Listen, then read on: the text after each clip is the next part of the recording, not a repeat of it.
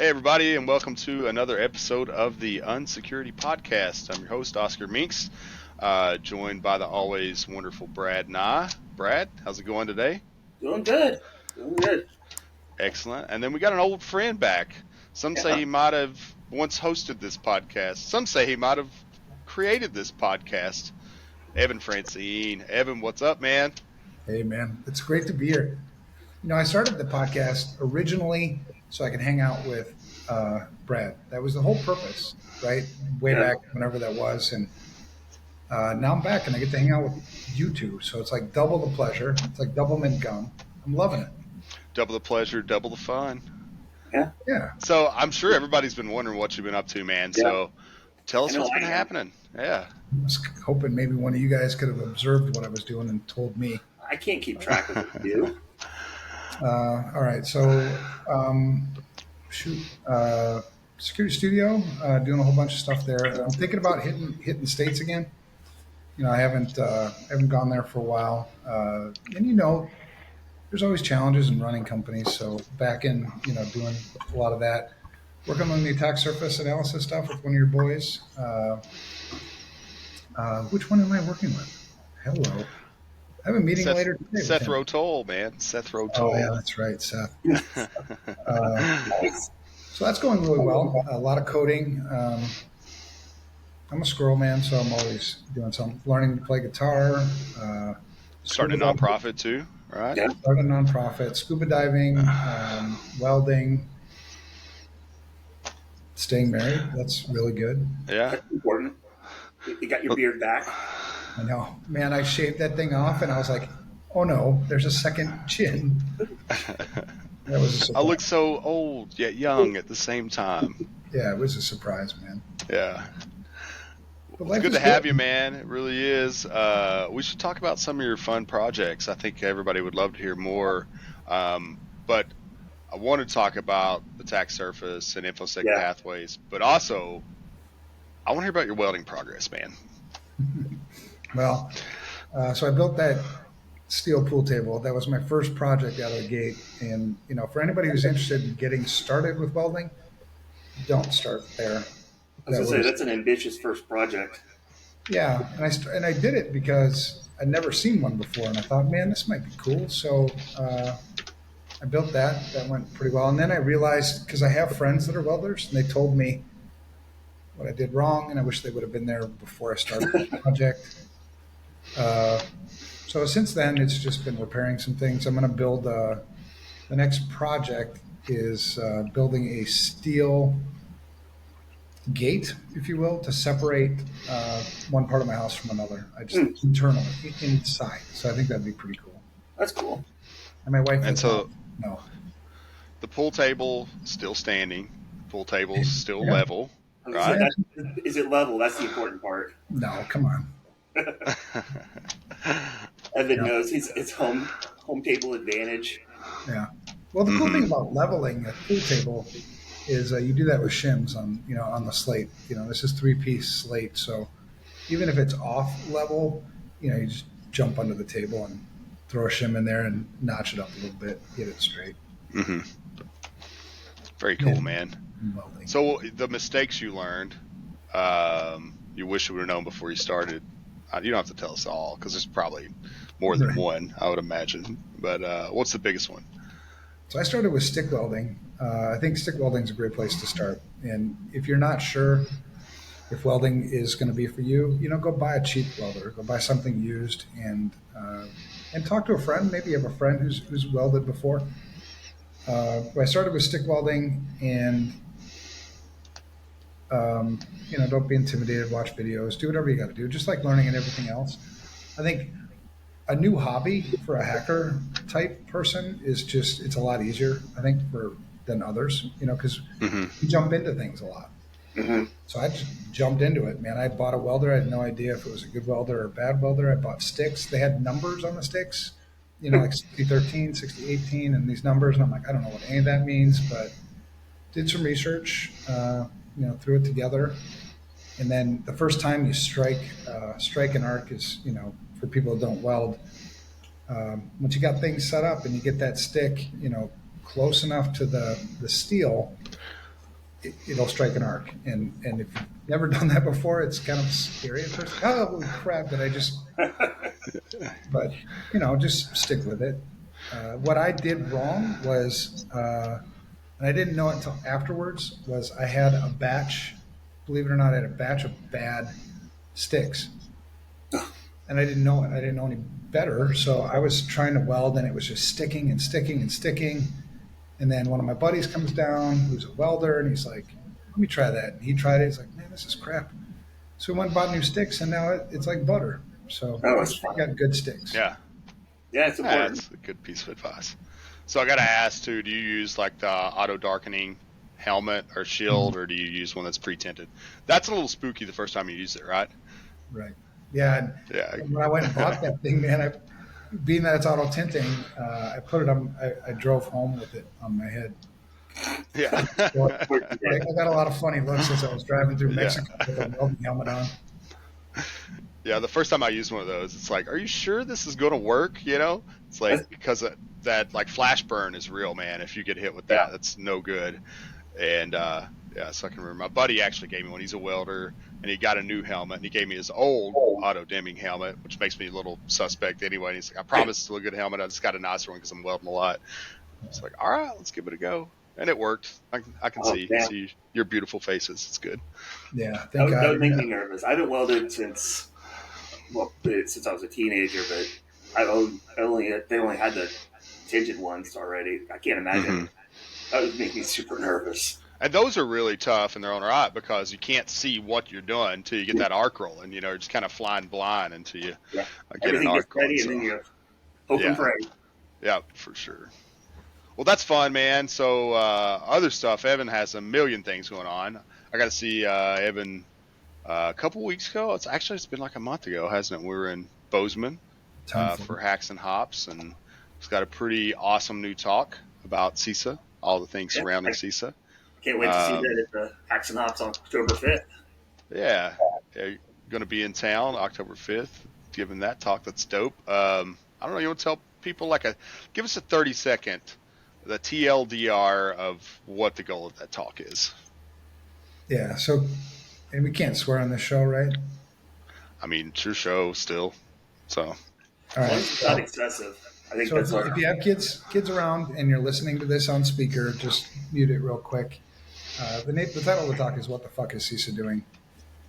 And I think the older I get anyway, and the more the longer I've been in this industry, and around 30 some odd years now, I get really frustrated. I get really frustrated that the simple, basic, fundamental things we're still not doing. We're still chasing dollars, easy buttons, things like that. And so the federal government, steps in. For people who don't know, CISA came about in 2018-ish. And originally I thought, wow, this is good, right? We're going to get some attention. We're going to get some traction. And since then, fast forward, we've spent, and I say we because, as taxpayers in the United States, we've spent over $13 billion. By the end of this year, we will have spent $13+ billion on this government agency. And I'm questioning what we got for it. What did I get? What did we get? Are the basics, have we gotten better at the basics, the fundamentals? Have the number of attacks gone down?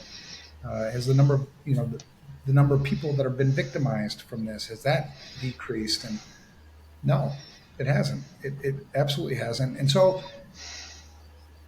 being the squirrel I am, I was curious what the attack surface looked like in my county. So I started with my county, and the reason why I started with my counties was because I could plot it on a map. They're close enough to me where I can go approach them. It's not a state or a federal government where it's overwhelming to get anything done.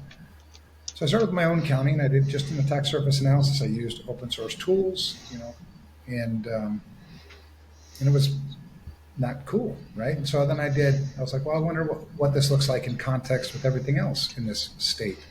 So I did the other 86 counties in the state of Minnesota. And then I did Iowa because, I always tell Iowa, we protect you from Canada, so you should know what your attack surface looks like. And then I was talking to you, Oscar, and you were like, man, I wonder what Kentucky looks like. And so we did Kentucky, and that's 112 counties. And before I knew it, in the case of, a span of like 3 months, did all 3,141 counties and plotted them all on the map so we could see what it all looked like. And then it really dawned on me, like, why doesn't CISA do something like this? Right? Why don't you get people involved, gives them something, put things into context? So anyway, that cost me $250. That was my cost and my time, right? Between 6 and 8, virtual private servers running at any given time for a couple of months. It was $250 total. And I'm like, that one thing just seems like it's a hell of a lot more valuable than what I've seen for the 13 billion. Mm-hmm. And so, got frustrated. Now I've got, I think I've got their attention now because I don't think they're happy. I think you're meeting with someone next month, right? I think so. We'll see if they show. Yeah. Well, they did just hire Mudge, so, maybe they're finally figuring out that they need some putty. Well, this is my frustration with CISA. They've spent so much money on marketing. Mm-hmm. And marketing, if it's used well, it raises awareness. That's cool, but Mudge is not going to fix your damn problem. Mm-hmm. I love Mudge. I think he's fantastic, one of my favorite people in this industry, but that's not going to fix your problem. Mm-hmm. Yeah, it's cool. It's a great talk, though, and I wanted to get you to tell us about the talk first because I feel like that transitions perfectly into what you've been up to with this attack surface management idea. So you took the counties, you took the states, you took the data. I think at this point, kind of forcing CISA's hand, why aren't you doing this already? Because you've proven it's low cost, it's accessible. We can have a baseline, we can at least have a standard to measure by.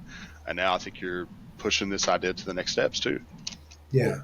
What I don't get is they do offer it, but they make you sign up for it, right? Like, why aren't they proactive? And it is different. They're doing vulnerability scanning. I get it's different than what you're doing, but they do have some services. But like you were saying, like, why not be proactive and say, hey, here's where you're at? Because how many people have you talked to? Like, we talk to people and they're like, oh, really?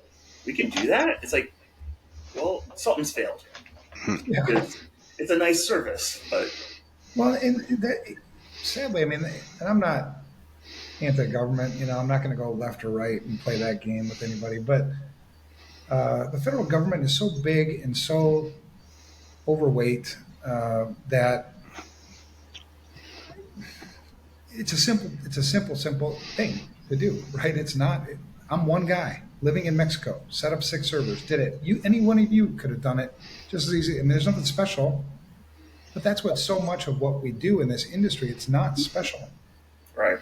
Mm-hmm. It's basic, fundamental, easy stuff. I had a buddy yesterday talking to me about, the attack on Apple Bluetooth, whatever, because he saw it at DEF CON or Black Hat, one of those two. And it's like, so what do you think? And I'm like, it's cool. It's novel. Don't really give a crap.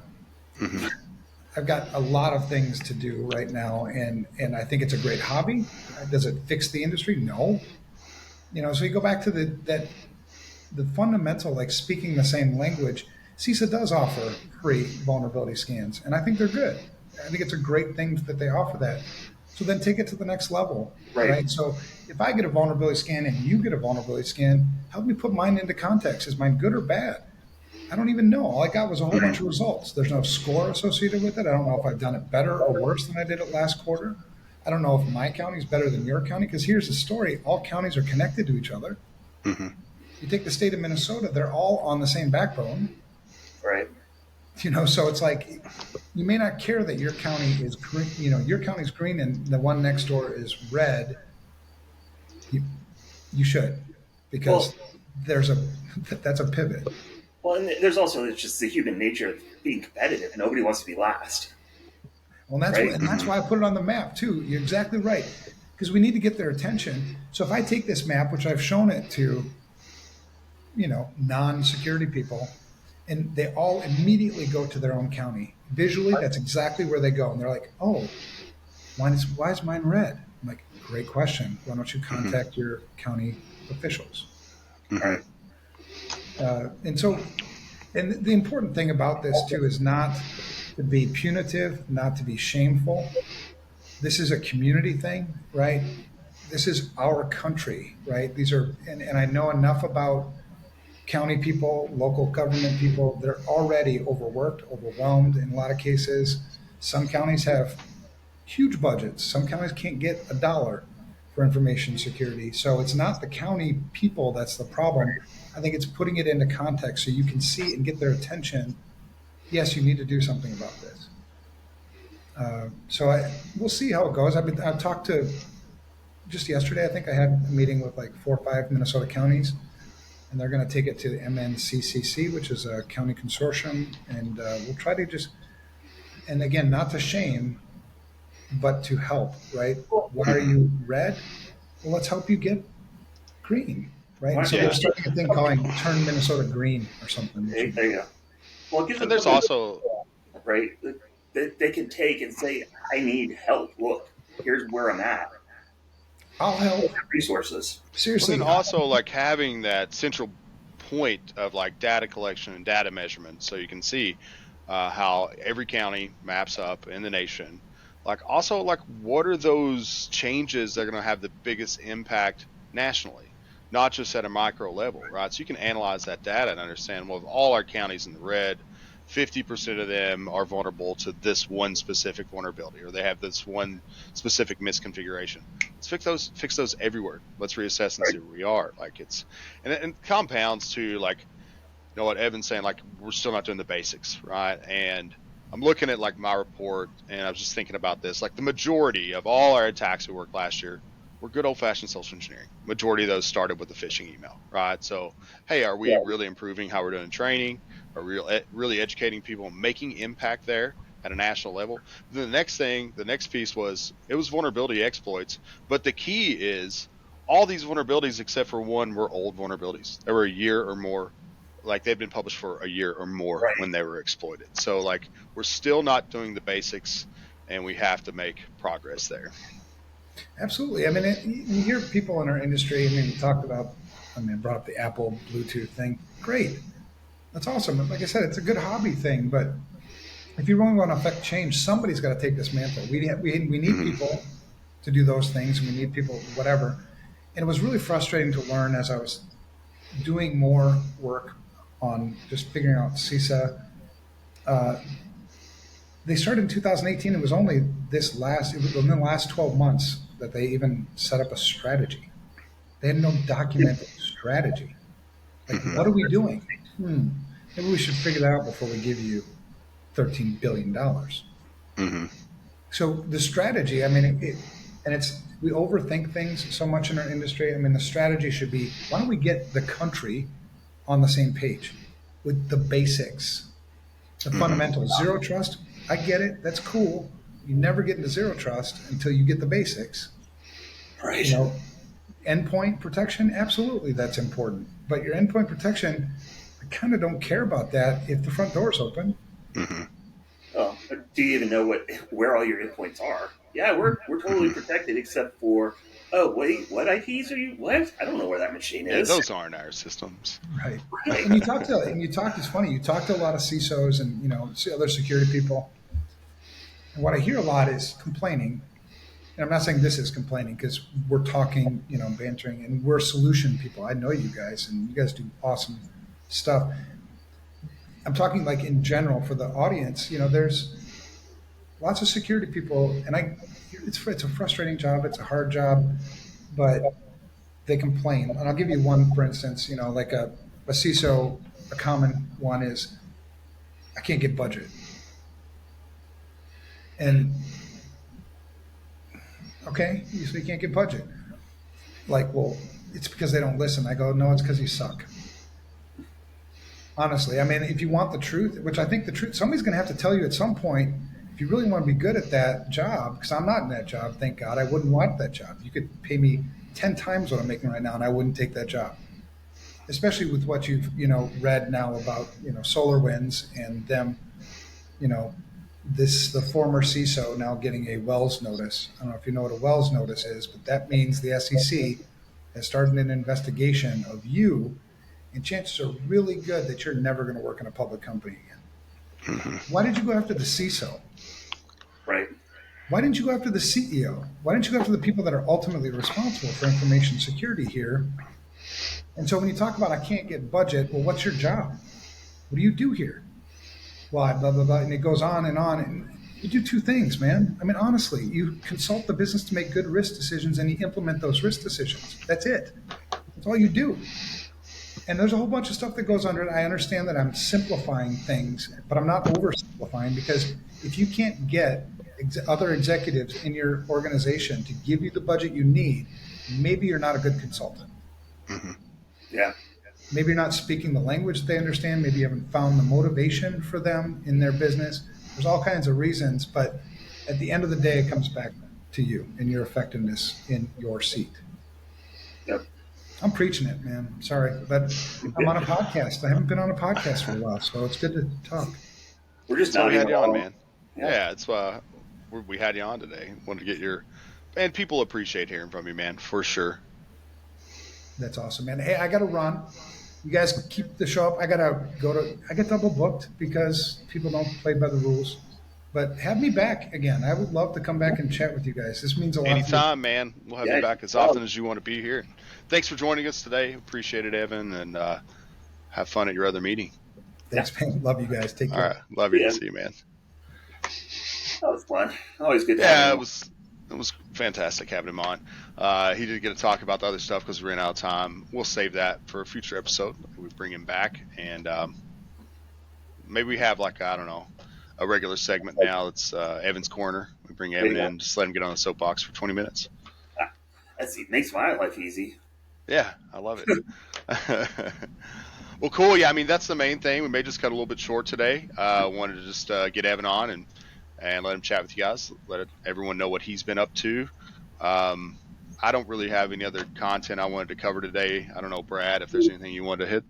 No, I think we've got some exciting stuff coming up. I know, next week we're going to probably talk about NIST CSF and the draft for 2.0 that's coming out. And 800-171 is got a new revision that's coming out. So that'll be something that we'll want to dig into down the line. So there's definitely some cool stuff coming beyond just, hey, did you see X company got breached again, or hey, another 0 day? For sure. Yeah, I would say check out Brad's article on the FRSecure blog. If you don't follow the blog, there's a lot of good stuff on there. Check that out.